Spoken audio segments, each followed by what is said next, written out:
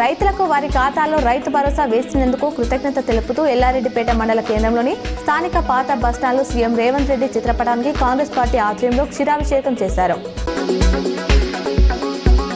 నేడు సిరిసిల్ల నియోజకవర్గంలో పర్యటించనున్న కేటీఆర్ భూ వివాదంతో ఆత్మహత్య చేసుకున్న మాజీ ఎంపీటీసీ కుటుంబాన్ని సిరిసిల్ల ప్రభుత్వ ఆసుపత్రిలో పరామర్శించనున్నారు కేటీఆర్. జగిత్యాల జిల్లా కొరుట్ల నియోజకవర్గం మెట్టిపల్లి కాంగ్రెస్ పార్టీ కార్యాలయంలో సీఎం రిలీఫ్ ఫండ్ చెక్కులను పంపిణీ చేసిన నియోజకవర్గ కాంగ్రెస్ పార్టీ ఇన్ఛార్జ్ జువాడి నరసింగారావు. కొరుట్ల నియోజకవర్గంలోని ఇబ్రహీంపట్నం మండల కేంద్రంలో తెలంగాణ రాష్ట్ర ప్రభుత్వం ప్రతిష్టాత్మకంగా చేపట్టిన ఇందిరమ్మ ఇళ్ల నిర్మాణానికి సంబంధించి ఇటీవల ఇందిరమ్మ ఇళ్ల కమిటీ సభ్యులతో కలిసి ప్రొసీడింగ్ పత్రాలను అందజేయడం జరిగిందని కొరుట్ల నియోజకవర్గ కాంగ్రెస్ పార్టీ ఇన్ఛార్జ్ జువాడి నరసింగారావు తెలిపారు.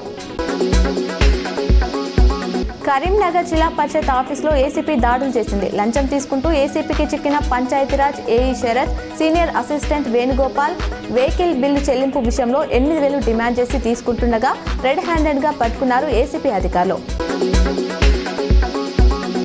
కరీంనగర్ జిల్లా స్థానిక సమస్యల అదనపు కలెక్టర్గా బాధ్యతలు స్వీకరించిన డాక్టర్ అశ్విని తానాజీ వాకడే హైదరాబాద్లోని మినిస్టర్ క్వార్టర్స్లో మర్యాదపూర్వకంగా కలిసిన మంత్రి పొన్నం ప్రభాకర్.